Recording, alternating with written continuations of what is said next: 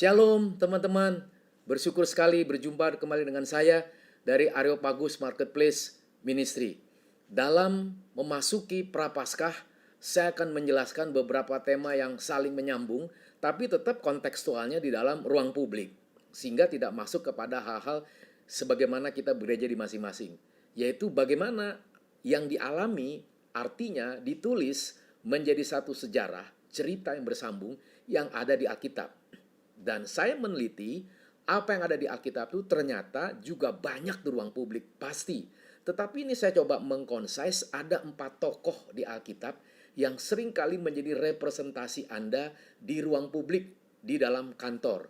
Yaitu maka saya memberikan satu judul, The Four Greatest Enemy. Jadi ada 4 musuh yang paling besar di dalam seluruh hidup Anda sebagai umat percaya, orang pilihan yang ditempatkan Tuhan seperti domba di kandang serigala.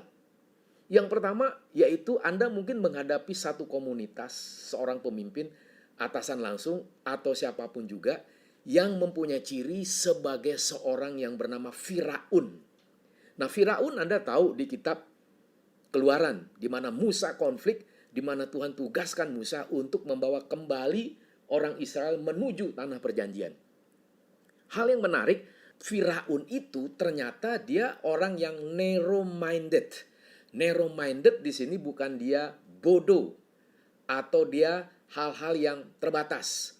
Dia narrow-minded, dia tidak mau melihat segala sesuatu yang di depan matanya, yang begitu miracle, dia coba reduksi, dia coba buang, dan dia coba meredefinisikan di dalam narrow-minded dia.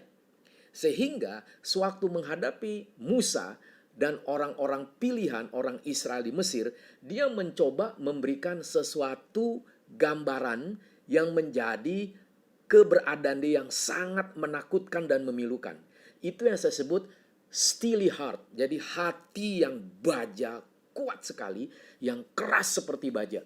Sehingga apapun yang terjadi, dia bisa tersentuh, tapi dalam berapa detik dia berubah.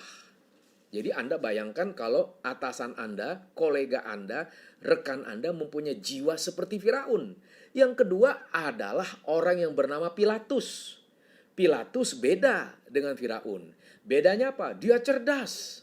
Dia mengerti filsafat Yunani dan dia menghidupi filsafat Yunani. Sehingga satu hal yang dicatat, walaupun ada satu perkataan saja, disitulah filsafat Yunani bertemu dengan filsafat Kristus yang dicatat sebagai kebenaran yang sesungguhnya. Karena Kristus adalah kebenaran. Karena Kristus adalah sumber kebenaran. Karena Kristuslah yang menyatakan kebenaran. Maka Pilatus mengatakan, what is the truth? Apa itu kebenaran? Encounter that kind of time, never rewind. Pertemuan dia dengan Yesus saat itu tidak bisa diulang lagi, tapi pernyataan dia, what is the truth, itu sesuatu yang common di dalam ruang publik saat ini. Sehingga bagaimana Anda menghadapi bos, menghadapi kolega, menghadapi komunitas yang seperti Pilatus. Cerdas, ngerti filsafat, logika kuat, dan cuci tangan demi namanya tetap bersih. Ini mengerikan sekali. Kalau Anda menghadapi bos seperti ini bagaimana? Yang ketiga adalah Herodes. Herodes itu licik, ganas. Waktu mendengar ada seorang raja baru lahir, dia kagetnya luar biasa, dia syok, tapi dia tidak jatuh mental. Dia adalah seorang yang licik, di dalam berapa detik langsung berputar, sehingga dia mengatakan di dalam dirinya, you must verify. Even though I'm a licik person, but verify. Apa yang ditulis? Coba baca dari hukum-hukum orang-orang ahli Taurat. Lalu dilihat lagi dengan seluruh kemungkinan. Ada bintang jauh di timur. Ternyata itu benar.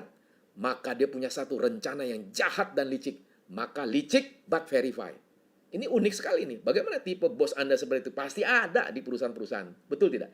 Nah, orang yang keempat yang merepresentasi adalah Yudas Iskariot. Yudas ini adalah sama seperti Herodes. Otaknya licik, but dia jual diri, murahan. Kalau Herodes licik, banyak cara, banyak trik, tapi dia tidak jual diri murahan. Tapi Yudas dia mau menggaruk, mengkorupsi sedemikian rupa seperti koruptor-koruptor yang ada di negara kita secara khusus. Demi apa? Demi mendapatkan satu kepastian jabatan yang bisa long term. Dia dapat pengakuan mungkin dari partainya, mungkin dapat kepercayaan dari orang yang kasih duit, dan lain sebagainya. Ini menjadi sesuatu yang Yudas itu dia berani jual diri murahan. Dan Yudas itu akhirnya lari dari realitas dan dia bunuh diri. Kenapa? Karena dia ingin mematikan segala sesuatu karena dia tidak mampu menghadapi kelicikan itu. Ini adalah sesuatu kematian yang sangat menggerus. Sesuatu yang memilukan. Sesuatu yang menakutkan. Sesuatu yang tidak ada lagi bagi dia. Lari dari kenyataan. Karena dia diuber oleh satu kenyataan dosa yang mengikat dia, yang akhirnya dia tidak kuat menghadapi dosa, dan dia lari kepada dosa dirinya sendiri, bukan lari kepada Tuhan. Itulah pemberhalaan yang terlalu kuat di dalam jiwa seseorang. Bayangkan 4 hal ini di dalam ruang marketplace. Jadi Anda harus ingat, setiap saya prapaskah selalu memikirkan 4 ini, dan selalu saya mempunyai kesimpulan yang sama dari sejak pertama kali kerja sampai saat sekarang. Hal ini sesuatu yang normal, sesuatu yang common, sesuatu yang fakta yang nyata. Lalu bagaimana? Sebagai umat percayanya, keberadaan kita selalu bisa evangelism, mengabarkan Injil. Jadi mengabarkan Injil di ruang publik jauh lebih sulit kalau sekedar kepada lokasi-lokasi tertentu. Karena di ruang publik Anda dilihat, Anda mengabarkan Injil, Anda dilihat berdoa makan, Anda dilihat sampai di kantor berdoa, Anda dilihat di mejanya ada Alkitab. Tetapi KPI-nya, Key Performance Indicator Anda, atau kinerja Anda di dalam perusahaan itu rata-rata tidak bagus. Bahkan apa yang Anda diberikan itu selalu lewat waktu, tidak sesuai dengan deadline. Bahkan Anda selalu ikut kebanyakan orang. Tidak pernah berani berbeda. Tidak pernah berani menyatakan, I am the one. Saya adalah murid daripada Kristus. Apa yang Anda katakan, Anda yang pikirkan, Anda buat satu jurnal, Anda membuat satu proposal, Anda berdiskusi, Anda berdebat yang positif, Anda memberikan gagasan, membuat orang akhirnya, you are siapa? Murid daripada Kristus. Ini yang mau tidak mau, saya ingin selalu mengatakan, itulah tanda buah kerajaan Allah. Jadi buah kerajaan Allah ini, saya membagi ada 7. Yang mau tidak mau Anda harus pikirkan dan kembali kepada struktur kebenaran yang termaktub, tertulis di dalam Alkitab yang menjadi satu gambaran utuh yang tidak parsial. Apa itu? 7 hal yang harus Anda siapkan di ruang publik menuju Prapaskah ini.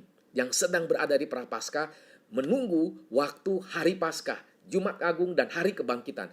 Yang pertama, Anda harus berpikir tentang Tree of Truth. Pohon kebenaran, hakikat dari kebenaran itu. Kebenaran itu adalah di mana ada kebenaran, di situ ada damai sejahtera. Itulah prinsip yang pertama. Yang kedua adalah mosaic of truth. Satu mosaik.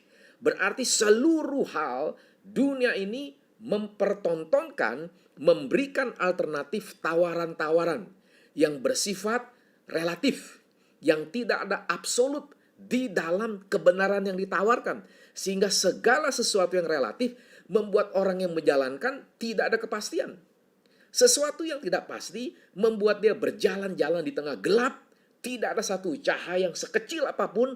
Karena cahaya sekecil apapun menelan kegelapan itu sebesar apapun kegelapan. Itulah indahnya berada di dalam terang ilahi. Sesuatu yang terang menjadi anak terang akhirnya menggelisahkan orang yang gelap. Hadirnya anak terang di ruang meja kantor Anda masing-masing. Kalau itu tidak ada, berarti Anda dan saya belum menjadi perwakilan sebagai anak terang. Berat rekan-rekan. Di ruang publik, Anda sudah berapa tahun berkarya? Anda sudah berapa tahun menduduki satu posisi? Anda sudah berapa tahun evangelism in the marketplace? Berapa lama Anda mengabarkan Injil di ruang kantor Anda, di ruang kerja Anda kepada bos, kepada kolega, kepada bawahan, kepada OB, kepada seluruh hal, struktur organisasi di dalam perusahaan Anda. If not, what? You and me are not bagian part of God's disciples. Maka daripada mosaic of truth ini, kita harus merajut kebenaran itu. Yang ketiga adalah crossroads of truth. Banyak sekali di persimpangan jalan sehingga orang sulit sekali dalam persimpangan jalan, bingung. Saya mau jalan yang mana? Saya mau ambil keputusan yang mana? Saya ikut Yesus, percaya Yesus berpuluh tahun ke gereja, tapi saya tidak ada pengaruh. Tidak ada jiwa magnet di ruang kerja saya, di institusi saya, di ruang bisnis saya. Saya hanya dikenal sebagai seorang pegawai yang biasa, saya sebagai pegawai yang sukses, sebagai atasan yang sukses, yang punya uang, dan lain sebagainya. Hanya sebatas itu saja. Itu merupakan sesuatu yang saya sebut crossroads, persimpangan jalan. Kalau Anda dan saya berada di dalam persimpangan jalan, berarti Anda sedang mengalami kesulitan dan ketidaktenangan jiwa yang sesungguhnya. Hal yang lain selain crossroads, yang keempat adalah God satisfaction. Ini penting. Kalau di dalam dunia marketing, di dalam dunia bisnis, namanya customer satisfaction. Hanya untuk menyenangkan langganan kita. Tapi di dalam seluruh hidup Anda dan saya, tidak customer satisfaction. First of all, highest priority, that is what? Memuaskan hati Tuhan. Sehingga tahta Tuhan, kemuliaan Tuhan, keagungan Tuhan itu dinyatakan oleh diri Anda, dirasakan oleh semua orang. Itu yang saya sebut energize. Memberikan energi ilahi di sekeliling diri Anda. Hal yang lain adalah yang saya sebut paying the price. Berarti Anda harus membayar harga. Mendidik di dalam setiap struktur society. Mengajarkan kebenaran. Perlahan tapi pasti. Membuat orang akhirnya timbul kuriositas. Bertanya-tanya, apa sih rahasia orang ini? Kenapa yang dia pikirkan? Kenapa yang diusulkan? Waktu makan siang, waktu minum es krim, waktu menonton, waktu duduk di Starbucks, selalu mempunyai pembicaraan yang maknanya dalam. Saya tidak pikir, saya tidak pernah melihat hal itu di dalam konteks kebenaran. Pasti ada sesuatu dalam diri orang ini. Nah, itu adalah Anda masuk kepada paying the price of truth.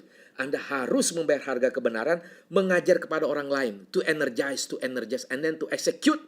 Membuat orang itu akhirnya galau, akhirnya bimbang, akhirnya harus mengatakan, please my friend, please bro, please sister, tell me what is the secret success of life according you, because I notice you are really different.